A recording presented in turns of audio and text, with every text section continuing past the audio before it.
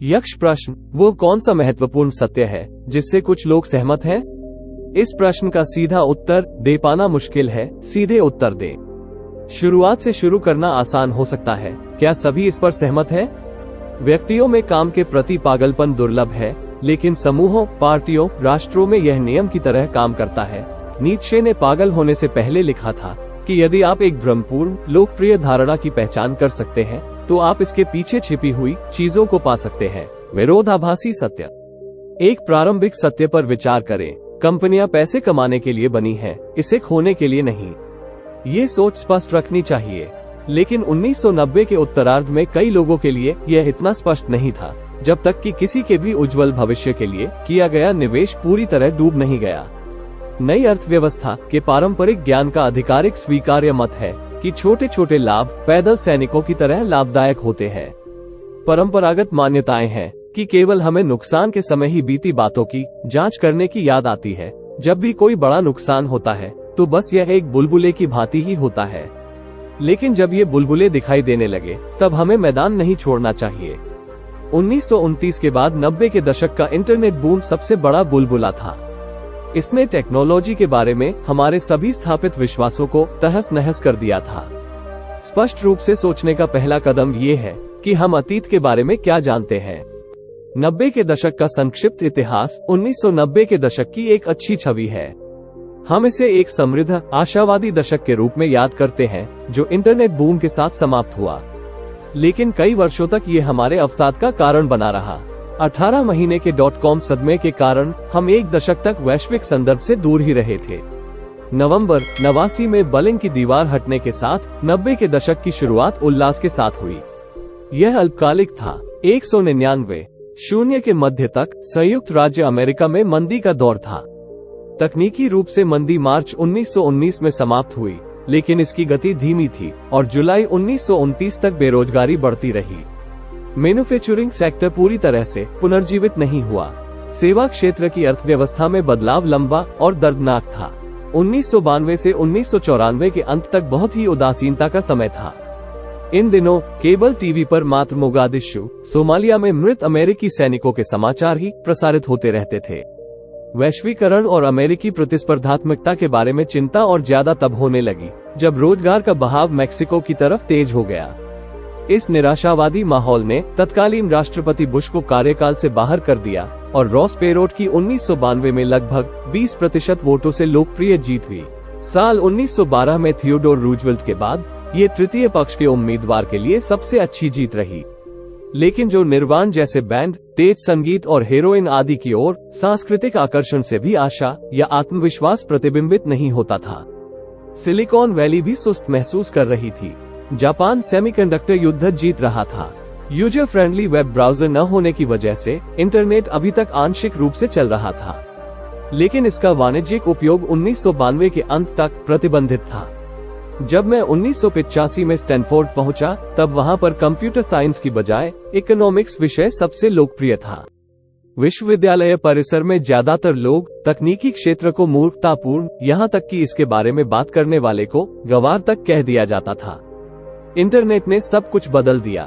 Mosaic browser को आधिकारिक तौर पर नवंबर 1993 में रिलीज कर दिया गया था, जिससे लोग नियमित इंटरनेट का प्रयोग करने लगे थे।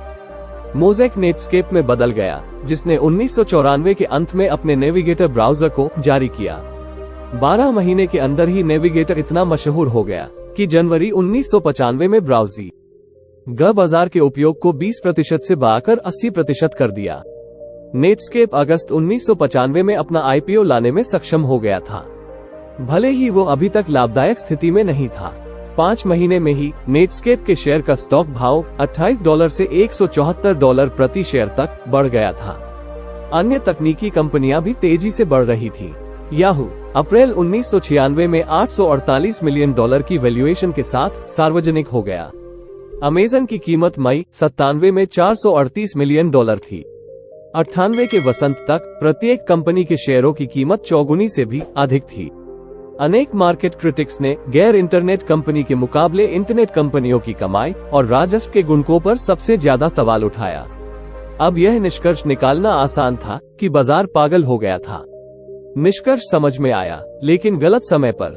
दिसंबर 1996 में बुलबुले के फटने से 3 साल पहले फेड चेयरमैन एल ग्रीनस्पैन ने चेतावनी दी थी कि अनावश्यक रूप से बढ़ी हुई एसेट वैल्यू तर्कहीन अधिकता हो सकती है।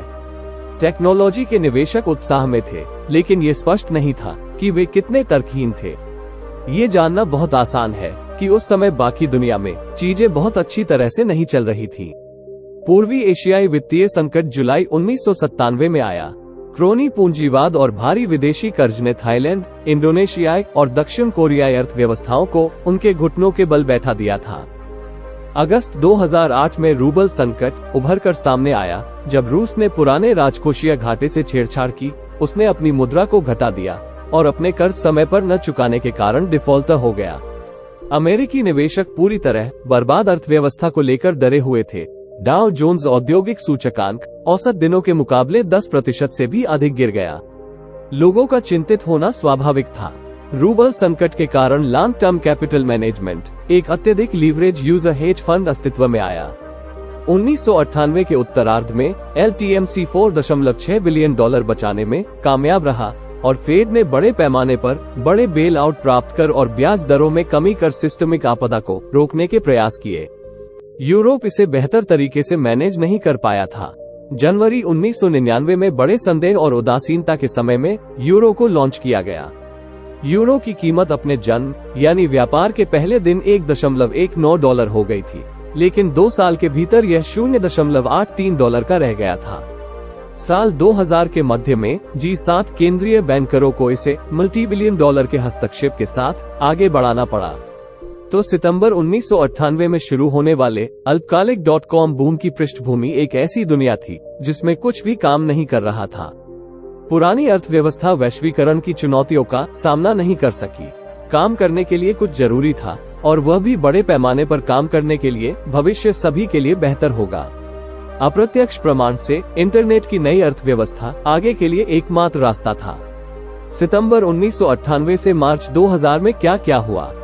सितंबर 1998 से मार्च 2000 तक केवल 18 महीने तक ही .com उल्लास पागलपन के स्तर तक था। यह एक सिलिकॉन वैली सोने की दौड़ थी। हर जगह पैसा था और उत्साहजनक लोगों की कोई कमी नहीं थी। हर हफ्ते दर्जनों नए स्टार्टअप ने सबसे भव्य लॉन्च पार्टी देने की प्रतिस्पर्धा की, लेकिन लैंडिंग पार्टियां बहुत दुर्लभ थी। कोष्टक पेपर करोड़पति हजारों डॉलर के डिनर बिलों को रैक करेंगे और अपने स्टार्टअप के शेयरों के साथ भुगतान करने का प्रयास करेंगे। कभी कभी यह भी काम कर जाता था। लोगों के झुंड बड़ी पगार वाली अच्छी नौकरियां छोड़ स्टार्टअप में शामिल हो रहे थे। एक छात्र जो मुझे पता था कि 1999 में 6 अलग अलग कंपनियों को चला रहा था। आमतौर पर इसे 40 वर्षीय स्नातक होने के बाद एक बार में आधे दर्जन कंपनियों को शुरू करने के लिए पागल माना जाता है। लेकिन 90 के उत्तरार्ध में लोग विश्वास कर सकते थे कि यह एक विजेता उद्यमी था। सभी को ये पता होना चाहिए था कि बूम अस्थिर था। सबसे अधिक सफल कंपनियां एक तरह के एंटी बिजनेस मॉडल को गले लगाने लगती थी, जहां वे पैसे खो देते थे। जैसे संगीत बजने पर लोगों को नाचने के लिए दोष देना तर्कहीनत लगता है, वैसे ही यह तर्कहीनता भी तर्कसंगत थी कि अपने नाम के पीछे .com जोड़ने से रातों रात आपका मूल्य दोगुना हो सकता है। पेपैल बूम जब मैं 1999 में पेपैल चला रहा था तो मैं अपने कामों से डर गया था, इसलिए नहीं कि मैं अपनी कंपनी में विश्वास नहीं करता था, लेकिन ऐसा लग रहा था कि यहाँ पर हर कोई हर किसी पर भी विश्वास करने को तैयार था। जहाँ भी मैंने देखा, लोग कंपनी शुरू कर रहे थे और कंपनियों को बंद कर रहे थे।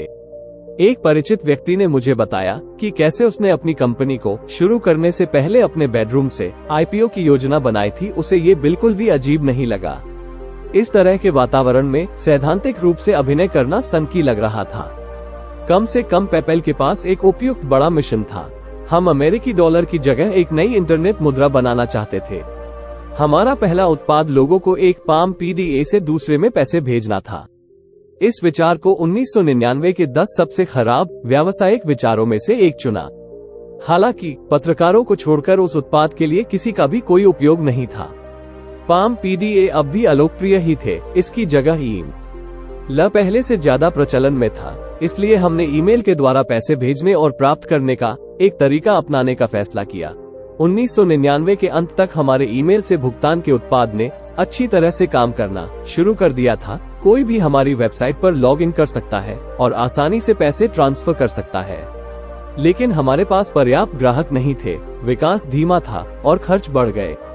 पेपैल के काम करने के लिए हमें कम से कम 10 लाख उपयोगकर्ताओं के वॉल्यूम को अपनी ओर आकर्षित करने की आवश्यकता थी। अगर विज्ञापन किया जाए तो इसकी लागत कमाई से ज्यादा थी। बड़े बैंकों के साथ करार प्रभावी नहीं हो रहे थे, इसलिए हमने लोगों को साइन अप करने के बदले में कुछ भुगतान देने का फैसला किया।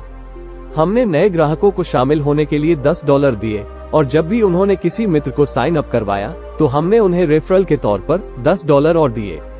इससे हमें सैकड़ों हजार नए ग्राहक मिले जिनकी वृद्धि दर गुणात्मक थी। बेशक इस तरह से ग्राहक बनाने की रणनीति अपने आप में खर्चीली व असुरक्षित थी। जब आप लोगों को अपने ग्राहक बनने के रूप में भुगतान करते हैं तब गुणात्मक वृद्धि के साथ साथ आप अपनी संरचना लागत भी बढ़ा लेते हैं। उस समय यह असामान्य लागत सामान्य थी, लेकिन हमने सोचा कि हमारी बड़ी लागतें कम थी। एक बड़े कस्टमर आधार के बाद पेपैल ने ग्राहकों के लेन देन पर एक छोटा सा शुल्क लगाकर अपने लाभ के लिए एक आसान व बेहतरीन रास्ता निकाल लिया था। हम जानते थे कि हमें उस लक्ष्य तक पहुंचने के लिए और अधिक धनराशि की आवश्यकता होगी। हम ये भी जानते थे कि बूम खत्म हो रहा था। चूंकि हम आने वाले बुरे समय में व्यवसाय को जारी रखने के लिए अपने मिशन में निवेशकों के विश्वास की अपेक्षा नहीं कर सकते थे, इसलिए हम धन जुटाने के लिए तेजी से काम कर रहे थे। 16 फरवरी 2000 को वॉल स्ट्रीट जर्नल ने हमारे वायरल विकास की सराहना करते हुए एक कहानी सुनाई और इन्वेस्टर्स को सुझाव दिया कि पेपैल की कीमत $500 मिलियन के पार थी। हमने अगले महीने $100 मिलियन जुटाए।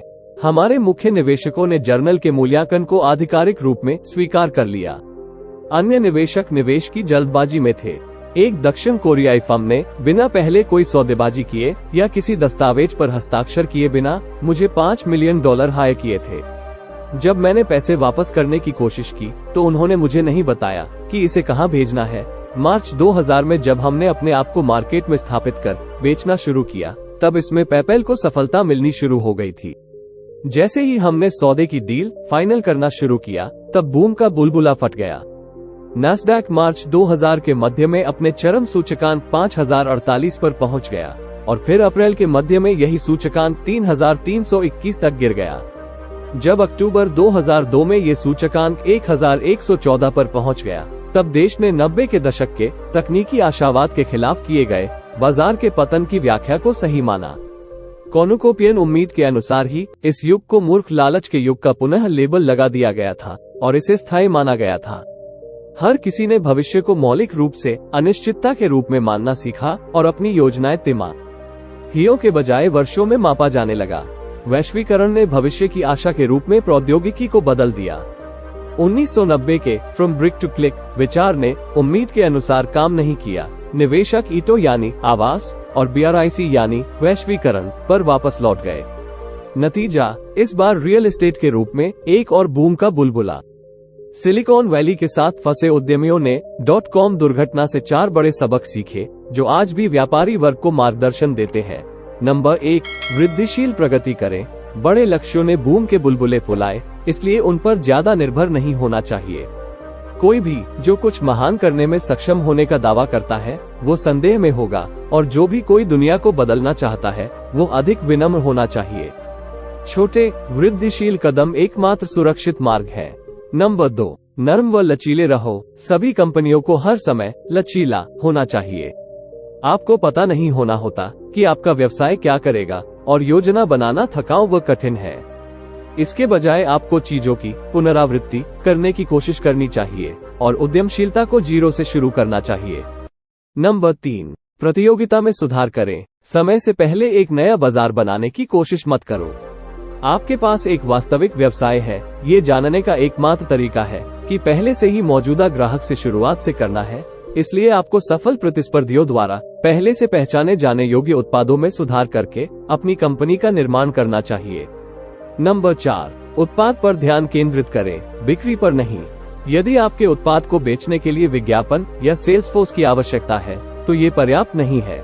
नई तकनीक मुख्य रूप से उत्पाद के विकास से संबंधित होती है। वितरण के बारे में नहीं, गिरावट के दौर में विज्ञापन अपर्याप्त होते हैं, इसलिए केवल टिकाऊ तकनीक ही असल विकास है। ये सबक स्टार्टअप दुनिया में सिद्धांत बन गए हैं। जो लोग उन है न अनदेखा करेंगे, उन्हें साल 2000 में आने वाली प्रौद्योगिकी दुर्घटना को आमंत्रित करने वाले माना जाएगा। और फिर भी इसके विपरीत ये सिद्धांत शायद अधिक सही है। नंबर 1, तुच्छता से साहस का जोखिम उठाना बेहतर है।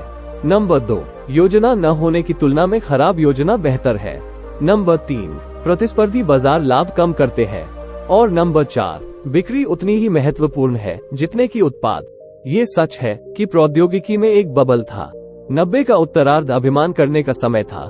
लोग 0 से 1 तक जाने में विश्वास करते थे, लेकिन वास्तव में बहुत कम स्टार्टअप वहां पहुंच रहे थे और कई लोग इसके बारे में केवल बात ही करते रहे पर कभी गए नहीं। लेकिन लोगों ने सोचा कि कुछ न करने से तो अच्छा है कि कुछ करने के तरीके खोजे जाए। मार्च 2000 का बाजार अपने उच्च शिखर पर था, कम स्पष्ट लेकिन अधिक महत्वपूर्ण। ये सफलता की चोटी भी थी। लोगों ने इसमें भविष्य देखा कि हमें नई तकनीक कितनी दूर व सुरक्षित रूप से वहां पहुंचने मदद करेगी और फिर इसे स्वयं बनाने में सक्षम होने का फैसला किया। हमें अभी भी नई तकनीक की आवश्यकता है और हमें इसे पाने के लिए कुछ 1999 की अभिमानी शैली और उत्साह की भी आवश्यकता होगी। अगली पीढ़ी की कंपनियों का निर्माण करने के लिए हमें दुर्घटना के बाद बनाए गए वॉचडॉग जैसे स्वभाव को त्यागना होगा। इसका मतलब यह नहीं है कि विपरीत विचार स्वचालित रूप से सत्य है। इसके बजाय खुद से पूछें, व्यवसाय के बारे में आप जो कुछ जानते हैं वो पिछली गलतियों के गलत प्रतिक्रियाओं के रूप में आकार लेते हैं। अभी तक का सार यह है कि हमेशा भीड़ का विरोध नहीं करना चाहिए, बल्कि खुद के लिए भी सोचना चाहिए। दोस्तों, मुझे उम्मीद है कि इस वीडियो से आपको बहुत कुछ सीखने को मिला होगा।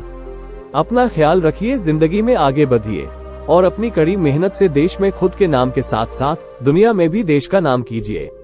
ऐसे ही वीडियोस देखने के लिए हमारे चैनल को सब्सक्राइब करें और वीडियो को लाइक तथा अपने चाहने वालों को भी शेयर करें। इतना सपोर्ट करने के लिए आप सभी को बहुत बहुत धन्यवाद।